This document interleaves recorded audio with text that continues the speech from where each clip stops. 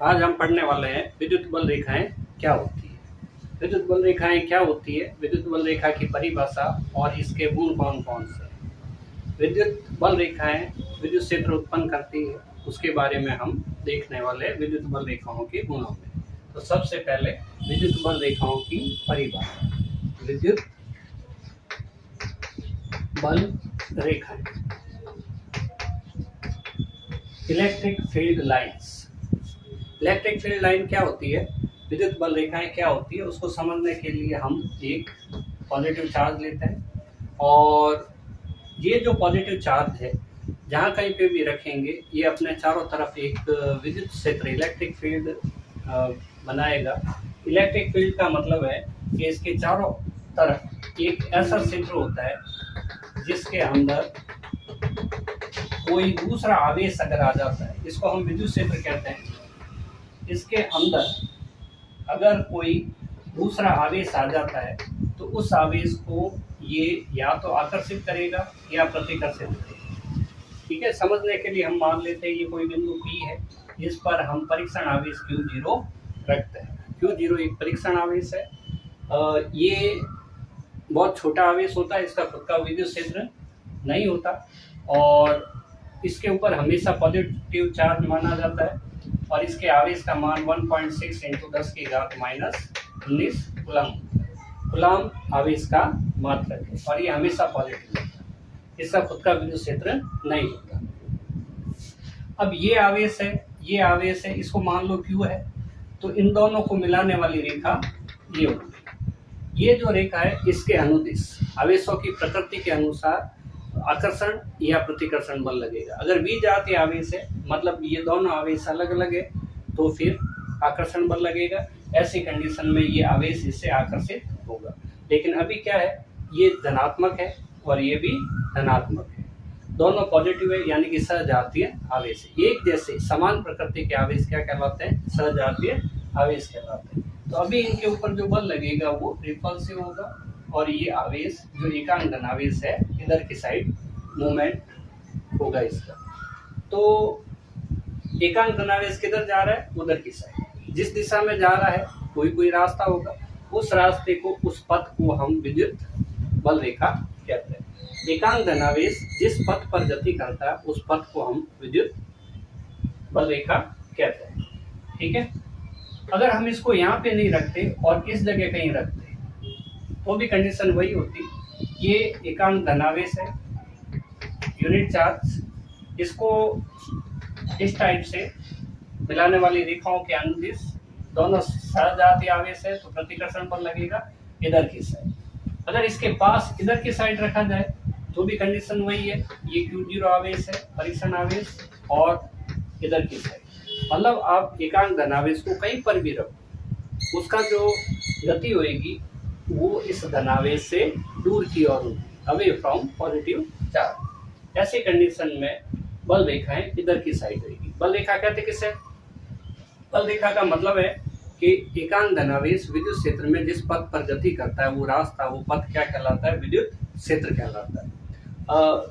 वो रास्ता विद्युत बल रेखा कहलाता है और जिस क्षेत्र के अंदर ये आवेश रखा जाता है वो आवेश वो क्षेत्र विद्युत क्षेत्र कहलाता है। तो ये हमारे पास क्या हुआ, विद्युत क्षेत्र। ये एकांक धनावेश जिस पथ पर गति करता है उसको हम विद्युत बल रेखा कहते हैं। तो अगर मान लो सपोज ये पॉजिटिव नहीं होता और ये चार्ज नेगेटिव होता, ऐसी कंडीशन में ये बल रेखाएं बाहर की ओर नहीं होती।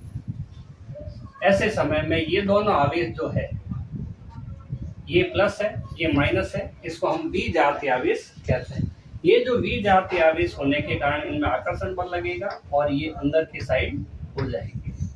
ये बल किधर की साइड लगेंगे, अंदर की साइड। नियम वही रहेगा कूलम के अनुसार कि आवेश जो बल लगता है वो दोनों आवेशों को मिलाने वाली रेखा के अनुदिश लगता है। तो यहाँ पे हमने पढ़ा कि आवेश विद्युत क्षेत्र में जिस पथ पर गति करता है उस पथ को हम क्या कहते हैं, विद्युत बल रेखा कहते हैं। नेक्स्ट इसके गुण पढ़ते हैं। विद्युत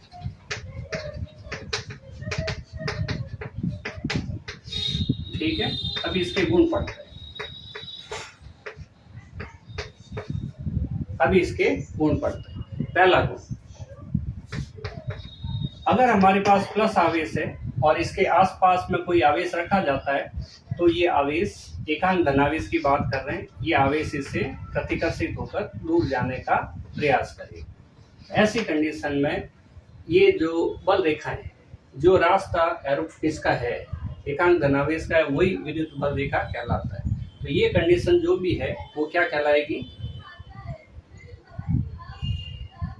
बल रेखाएं धन आवेश से दूर की ओर गति करती है। ठीक है, हम ये कह सकते हैं कि बल रेखाएं धन आवेश से निकलती हुई प्रतीत होती है। प्रतीत शब्द इसलिए काम में लिया क्योंकि ये बल रेखाएं वास्तविक नहीं है, काल्पनिक है, एकांक धनावेश का रास्ता है जो इसके चारों ओर उपस्थित होगा।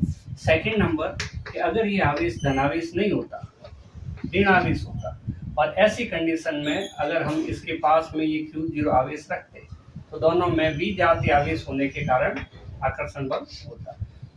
परीक्षण आवेश हमेशा टेस्ट चार्ज पॉजिटिव होता है। तो इस टाइप से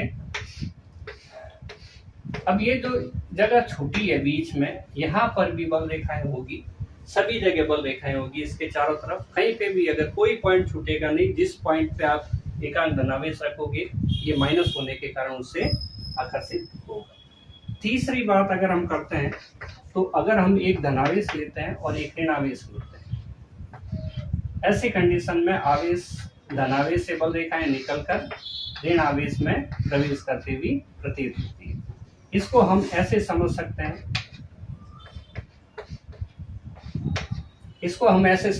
हैं, कि एक एकांक धनावेश सपोज इस जगह पे रखा, इनको मिलाने वाली रेखा के अनुदिश इधर की साइड बल लगेगा।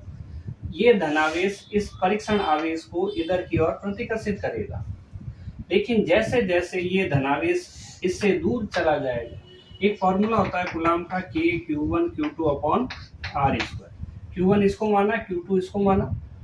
ऐसी कंडीशन के अंदर क्या होगा कि F व्युत्क्रमानुपाती R स्क्वायर, मतलब दूरी जैसे जैसे बढ़ेगी इसका बल आपस में कम होता जाएगा। तो जैसे जैसे ये दूर जाएगा इससे, इसी रेखा के अनुदिश, ठीक है, और इसका पर जो इसके कारण बल लगने वाला है, ये जो Q1 माना है अपन ने, इसके कारण इस पर जो बल लगने वाला है वो बल कम होता जाएगा, और ये जो ऋण आवेश है इसके पास आता जा रहा है तो ये बल बढ़ता जाएगा। तो इन दोनों के परिणामी के रूप में ये बल रेखा इस टाइप से अपने को कर्व के रूप में प्राप्त होती है। वापस देखते हैं एक बार कि अगर इस धनावेश पर इस धनावेश के कारण बल इधर लगता है तो जैसे जैसे दूर जाएगा बल का मान क्या, R बढ़ने से बल कम होगा, R बढ़ने से बल का मान कम होगा। लेकिन इधर की साइड देखें, इधर डिस्टेंस क्या हो रही है, फॉर्मूला तो वही लगेगा। इधर की साइड डिस्टेंस क्या होगी, कम होगी। कम होने से बल का मान बढ़ेगा। तो ये इसको अट्रैक्ट कर रहा है और ये इसको रिपेल कर रहा है। ऐसी कंडीशन में इसका जो परिणामी पथ है वो इस टाइप से बनेगा, इसका एकांक धनावेश का, उसी को हम बल रेखा कहेंगे। हम यहाँ पे ये बोल सकते हैं कि धनावेश से बल रेखाएं निकलकर ऋण आवेश में प्रवेश करती हुई प्रतीत होती है, और ये जो है वो विद्युत द्विध्रुव के लिए है। हम इससे आगे तीसरा पॉइंट करते हैं, चौथा पॉइंट करते हैं कि दो विद्युत बल रेखाएं जो होती है उनमें हमेशा प्रतिकर्षण बल लगता है। दो विद्युत बल रेखाएं होती है, वो दोनों विद्युत बल रेखाएं हैं। चौथा है, दोनों विद्युत बल रेखाएं हैं तो ये भी Q0 धनावेश मान लो सपोज यहाँ पे, ये भी Q0 धनावेश यहाँ पे, ठीक है। हम ये पोजीशन तब की है जब ये बल रेखाएं अति निकट आ जाए, बहुत ही ज्यादा नजदीक आ जाए। ऐसी कंडीशन में ये दोनों धनावेश होने के कारण माना जाता है कि ये दोनों बल रेखाएं एक दूसरे को स्पर्श कभी भी नहीं करती है, और इन दोनों में आपस में क्या होता है, प्रतिकर्षण होता है, और ये पॉजिटिव चार्ज है, ठीक है। तो हम ये लिख सकते हैं कि विद्युत बल रेखाओं में प्रतिकर्षण होता है। नेक्स्ट पांचवा हम देखते हैं कि अगर हम धनावेश से बल रेखाएं इस टाइप से बनाते हैं, अगर धनावेश के आसपास किसी भी बिंदु पर परीक्षण आवेश टेस्ट चार्ज अगर रखा जाता है तो वो दूर ही जाएगा। तो अगर हम यहाँ पे ए पॉइंट और यहाँ पे बी पॉइंट लेते हैं, कंसीडर करते हैं, तो ऐसी कंडीशन में ए पर देखते हैं क्या है कि बल रेखाएं जो है इलेक्ट्रिक फील्ड लाइन वो काफी दूर दूर है, और यहाँ पे देखते हैं कि इलेक्ट्रिक फील्ड लाइन उससे भी ज्यादा दूरी पर है। और अगर ये पॉइंट लेते हैं तो यहाँ पे पास पास हम अगर तुलना करें तो ए पर विद्युत बल रेखाएं बी की अपेक्षा पास में, तो ए पर विद्युत क्षेत्र ज्यादा होगा और बी पर विद्युत क्षेत्र कम होगा। जहाँ पे बल रेखाएं दूर दूर होती है वहां पे विद्युत क्षेत्र कम होता है, और जहाँ पे ए पे विद्युत क्षेत्र ज्यादा होगा, कारण यहाँ पे ए पे बल रेखाएं पास पास है। तो जहाँ पास पास विद्युत बल रेखाएं विद्युत क्षेत्र अधिक होगा, जहाँ पे दूर दूर बल रेखाएं हैं विद्युत क्षेत्र ज्यादा होगा। छठी बात करते हैं, अगर बल रेखाएं एक समान दूरी पर, तो ऐसी कंडीशन में इसमें कहीं पे भी A point, B point, C point इस टाइप से ले लिए जाए तो ई ए बराबर ई बी बराबर ई सी होगा, यानी कि सभी बिंदुओं पर विद्युत क्षेत्र की तीव्रता समान होगी। तीव्रता क्या होती है? एक्चुअल विद्युत क्षेत्र के अंदर किसी भी पॉइंट के ऊपर अगर हमें विद्युत क्षेत्र की तीव्रता निकालनी हो, इलेक्ट्रिक फील्ड इंटेंसिटी अगर निकालनी है, तो हम क्या काम करेंगे कि उस पॉइंट के ऊपर यूनिट पॉजिटिव चार्ज रख देंगे। उस यूनिट पॉजिटिव चार्ज के ऊपर कितना फोर्स अप्लाई होता है आवेश के कारण ड्यू टू चार्ज, तो ऐसी कंडीशन में जितना भी बल लगेगा उस फोर्स को, उस बल को हम क्या कहेंगे? विद्युत क्षेत्र की तीव्रता। ये एक वेक्टर क्वांटिटी है, इसके लिए हम इसके ऊपर वेक्टर लगा सकते हैं। ठीक है, मैग्नीट्यूड लिखना है तो F/Q0 Q0 सही है। नेक्स्ट, अगर ये विद्युत क्षेत्र की तीव्रता है तो इसकी दिशा भी हम बल रेखा के अनुसार निकाल सकते हैं। देखते हैं, तो 6 पॉइंट हो गए। नेक्स्ट करते हैं हम, ठीक है, 7 पॉइंट। हमारे पास ये एक विद्युत क्षेत्र विद्युत बल रेखा है, इसके ऊपर हम यहाँ पे एक पी पॉइंट ले लेते हैं। अगर हम यहाँ पे पी पॉइंट लेते हैं, इसके ऊपर विद्युत क्षेत्र की तीव्रता की दिशा किधर होगी, तो उसके लिए हमें इस पे एक टेंजेंट ड्रॉ करना पड़ेगा इस टाइप से। तो ये टेंजेंट जो है वो हमें इस पी पॉइंट पर, सभी पर नहीं, पी पॉइंट पर इलेक्ट्रिक फील्ड की जो डायरेक्शन होगी वो अपने को शो करेगी। अब डायरेक्शन इधर होगी या इधर होगी, उसको पता करने के लिए हमें फील्ड लाइन की डायरेक्शन देखनी पड़ेगी। तो जो फील्ड लाइन की डायरेक्शन है उसी डायरेक्शन में इलेक्ट्रिक फील्ड की इंटेंसिटी होगी। ये हम ई इधर लिख देते हैं, पी पॉइंट पे है इसलिए हम पी लिख देते हैं, वेक्टर क्वांटिटी है इसलिए वेक्टर लगा देते हैं। नेक्स्ट, अगर हमें इस क्यू पॉइंट के ऊपर, क्यू पॉइंट पर अगर हमें इलेक्ट्रिक फील्ड की डायरेक्शन निकालनी है, तो ऐसी कंडीशन में हम यहाँ पे टेंजेंट ड्रॉ करेंगे और इसके ऊपर ये डायरेक्शन हो जाएगी ई, क्यू और वेक्टर। सेम यहाँ पे अगर करना है पी क्यू आर पे, तो यहाँ पे ई आर वेक्टर। जिस पॉइंट पे हमें विद्युत क्षेत्र की तीव्रता की दिशा निकालनी है, उस पॉइंट पे हम स्पर्श रेखा खींचेंगे और स्पर्श रेखा की जो दिशा होगी उस बिंदु पर, उस पॉइंट के ऊपर वही दिशा विद्युत क्षेत्र की तीव्रता की दिशा होगी। ठीक है। नेक्स्ट 8वां पॉइंट, दो विद्युत बल रेखाएं एक दूसरे को कभी भी काट नहीं सकती। अगर काटे तो उनके कटान बिंदु पर विद्युत क्षेत्र की तीव्रता की दो दिशाएं प्राप्त होती है, जो संभव नहीं। देखते हैं, ये हमारे पास एक और ये हमारे पास ए और बी, ए और बी दो हम विद्युत बल रेखाएं ले लेते हैं, इलेक्ट्रिक फील्ड लाइंस, और ये पॉइंट के ऊपर हम काट देते हैं। नियम ये है कि ये बल रेखाएं एक दूसरे को काटनी नहीं चाहिए। तो बी पर विद्युत क्षेत्र की तीव्रता किधर होगी? इधर। इस पॉइंट को पी ले लेते हैं, ई पी, और किसके कारण है? बी वाली बल रेखा के कारण है, इसलिए बी लगा देते हैं। सदिश राशि है तो हम वेक्टर लगा देते हैं। ए के लिए निकालना है, ए लाइन इधर है तो इस पर टेंजेंट ड्रॉ करेंगे तो इधर आएगा। तो ये भी किसके कारण है? पी के कारण। कौन सी वाली बल रेखा के ऊपर? ए के कारण। वेक्टर क्वांटिटी है तो वेक्टर लगा देंगे। ऐसी कंडीशन में हम क्या देख पा रहे हैं, बिंदु P पर इलेक्ट्रिक फील्ड की या इलेक्ट्रिक फील्ड इंटेंसिटी की जो डायरेक्शन है वो दो डायरेक्शन मिल सकती है। अब इलेक्ट्रिक फील्ड की डेफिनेशन के हिसाब से फील्ड लाइन क्या होती है? इलेक्ट्रिक फील्ड लाइन की डेफिनेशन क्या है कि इसके ऊपर यूनिट चार्ज गति करेगा, इसके ऊपर यूनिट चार्ज गति करेगा, ये पॉजिटिव होता है। जब ये इधर से जाएगा और इस पॉइंट के ऊपर आएगा तो इसको दो रास्ते मिलेंगे, एक इधर की साइड जाना है, एक इधर की साइड जाना है। लेकिन एक यूनिट चार्ज के लिए दो डायरेक्शन में एक साथ जाना पॉसिबल नहीं होता है, किसी के लिए भी नहीं होता है। एक पार्टिकल है वो एक ही डायरेक्शन में जा सकता है, तो ये पार्टिकल या तो इधर की साइड जाएगा या फिर इधर की साइड जाएगा, तो कटान बिंदु संभव नहीं है। क्यों कि एक पार्टिकल एक ही साइड जा सकता है तो एक ही बल रेखा आ सकती है। अगर काटे तो डायरेक्शन दो मिलती है, तो दो डायरेक्शन पॉसिबल नहीं है। फिर से देखते हैं, दो विद्युत बल रेखाएं एक दूसरे को काटती नहीं है, काटे तो उनके कटान बिंदु पर विद्युत क्षेत्र की ये बल रेखाओं की दो दिशाएं प्राप्त होती है जो संभव नहीं है। नेक्स्ट काम करते हैं कि अगर एक धनावेश रखा जाता है 9 नंबर, अगर एक धनावेश रखा जाता है तो ठीक है, बल रेखाएं बनाई हमने 2-3 बार, सीधी सीधी इधर इधर ऊपर नीचे ऐसे हो। लेकिन अगर पास पास में दो धनावेश बना दिए जाए तो क्या होगा? इधर बल रेखाओं पे कोई फर्क नहीं पड़ेगा, जैसा है वैसा ही होगा। हमने बोला बल रेखाएं एक दूसरे को स्पर्श नहीं करती है, काटती नहीं है। अगर स्पर्श नहीं करती है, काटती नहीं है, तो क्या होगा? ये बल रेखा इधर जा रही है और ये बल रेखा इसको इधर जाना है सीधा, और इसको यहाँ से निकलेगी उसको इधर जाना है।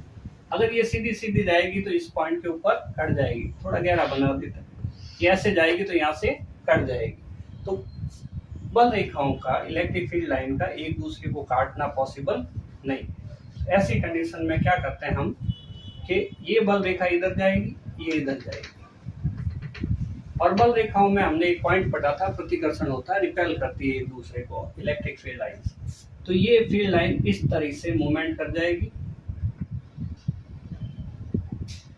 इस टाइप से गति कर जाएगी, तो ये फील्ड लाइन ये आ जाएगी।